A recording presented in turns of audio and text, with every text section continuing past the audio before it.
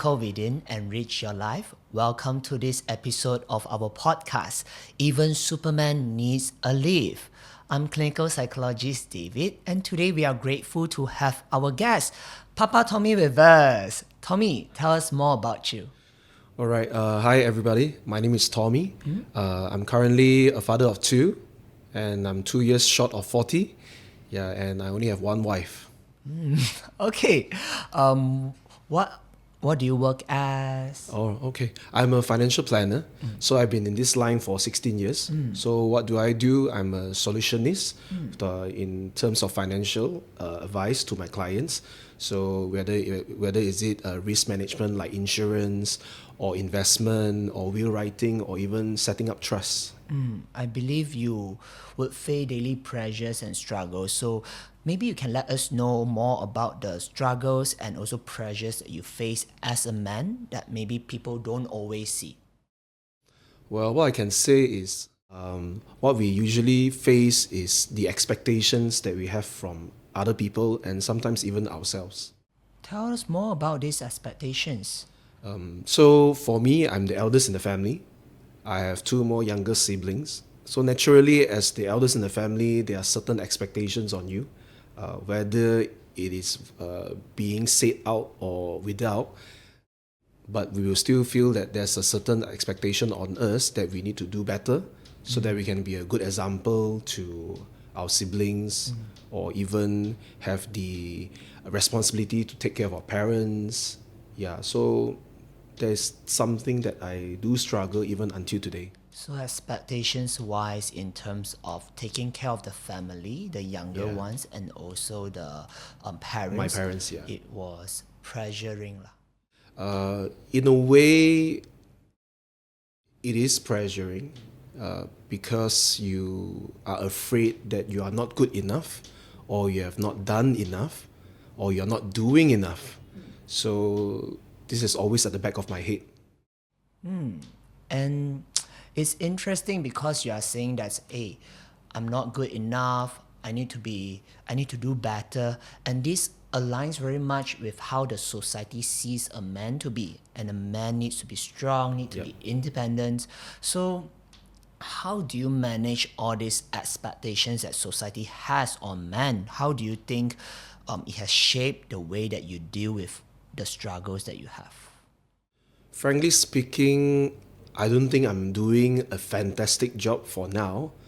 But how do I manage this is I just keep telling myself, as long I give my best every time, that would be sufficient for now.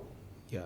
So you are pushing yourself by telling yourself that, hey, let's try to do my best. And then how do you navigate between this, hey, I need to do my best, I'm not good enough, and at the same time, hey, you need to be strong, you are a man, you need to be independent. So how do you navigate? Frankly speaking, again, I don't have the exact answer how to navigate through this, but being strong is also very subjective, I think, for different people, the definition of being strong. So for me,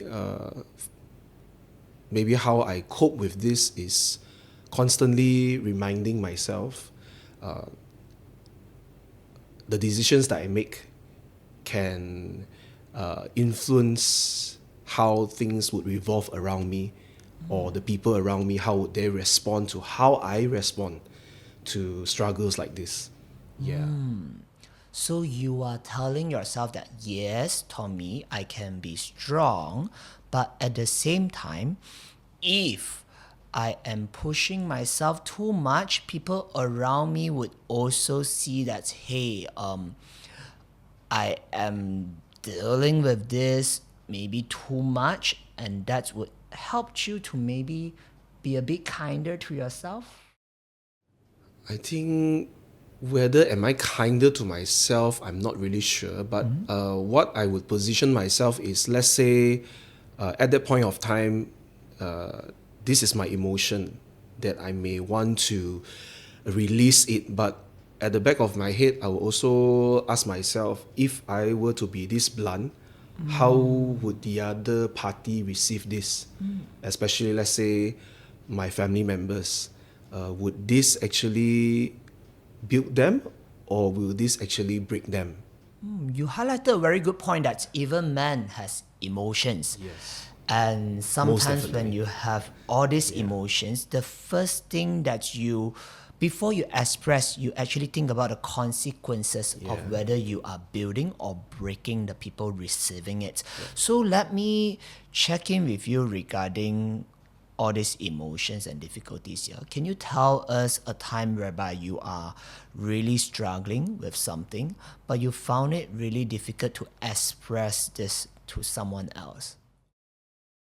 So for now, it's still a struggle to me to open up to someone.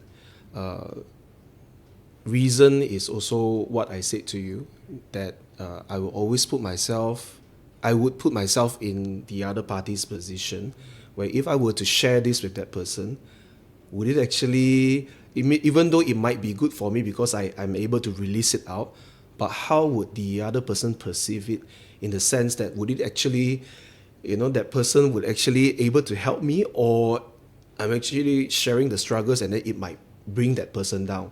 You might discourage that person.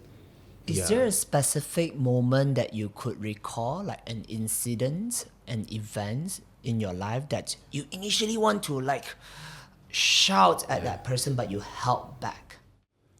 Many occasions actually. But I used to be a very emotional person, because apparently people who are so-called in the line of creativity, so I do music.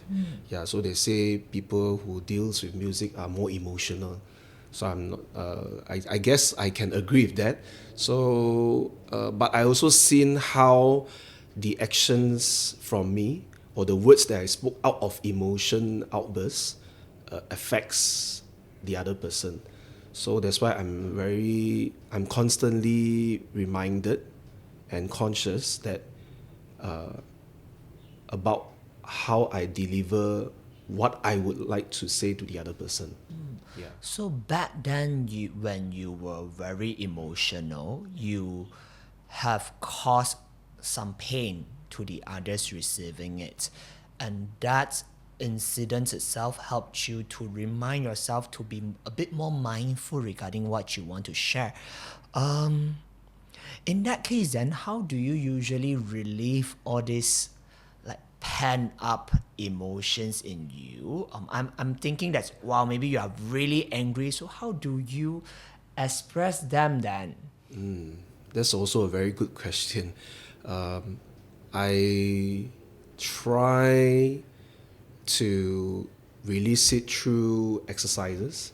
Yeah, I love to swim, but unfortunately, when you're a father of two toddlers, I have two kids. One is 5, one is 3, a boy and a girl. Even you are done taking care of them, you have done all you need to do as a father, sometimes you just lie down on the couch and do not want to do anything. So, but what I can remember, how do I release all this, is actually just having a quiet moment in the car, where I don't switch on any music, I don't listen to any radio stations. I just have a very quiet cabin, and just that sets a very good place for me to just calm down, yeah, from what I'm experiencing. Yeah. I guess you just highlight a very important point that a lot of men out there could relate, that every man probably needs a man's cave whereby you just need a space for yourself. For me, I enjoy the time after driving back, staying in the car and then just listening to music, just like what you shared just now. So I guess that is one way of you coping. Can you share with us the other ways besides exercising, besides staying in the car, listening to music? What else do you use to cope with the struggles that you have? Oh yeah, there's one thing. I think washing the car is very therapeutic. Yeah. Washing the Somehow car, house washing, chores, yeah, but just the car, just the car. I not mean, the I other do house I chores. do house chores too, but my way of releasing stress is actually washing the car. Yeah, somehow the motions that you do while washing a car, because it's repetitive, so I think you don't need to use your brain to wash your car. So while you're on autopilot mode and you're doing a repetitive motion, somehow for me it relaxes me. I don't know, maybe guys should try it out, or maybe guys would have known it, just that they didn't fully utilize it. Yeah, they knew, they are very happy or they feel relaxed about washing car, but maybe there's not an avenue. They never thought of it as an avenue. Every time they are stressed, they could actually go to wash their car. Yeah, even simple routine like this could actually help people manage their stress, manage their struggles. And I'm glad that you found yours, which is washing car. Simple routine, and you got a really good reward whereby you get to drive a nice, clean car. Yeah, that's right. Okay. So washing car, staying in a car, listening to music, having a quiet space in your room, exercising, all these are the ways that helped you manage your stress. Just wondering, do you ever share your stress, share your struggles with people?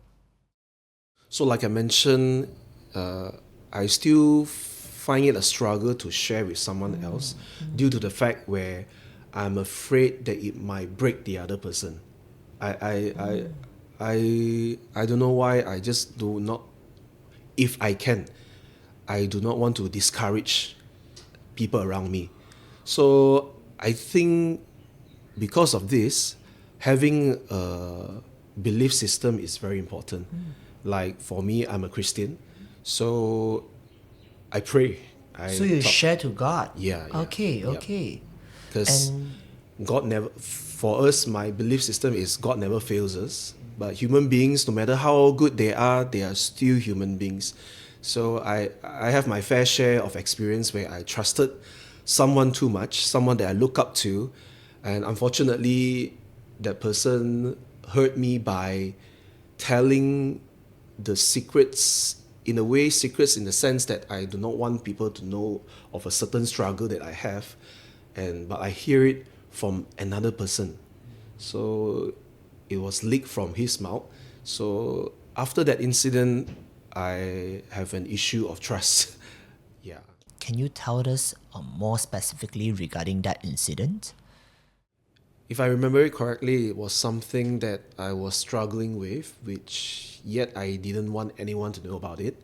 So at that point of time, I had someone, a best friend that I acknowledge him to be, because I'm actually a person that doesn't open up easily, because I have a trust issue. But when I acknowledge this particular person to be my best friend, so I thought, okay, let's try this out. And I thought that by sharing it out, I would feel better. So what happened was I shared that struggle with this then best friend of mine. I was surprised when I hear what I shared to this person coming back from someone else. So it was actually a shock to me. To how huge the extent was it? Like it was spread to a lot of people, or?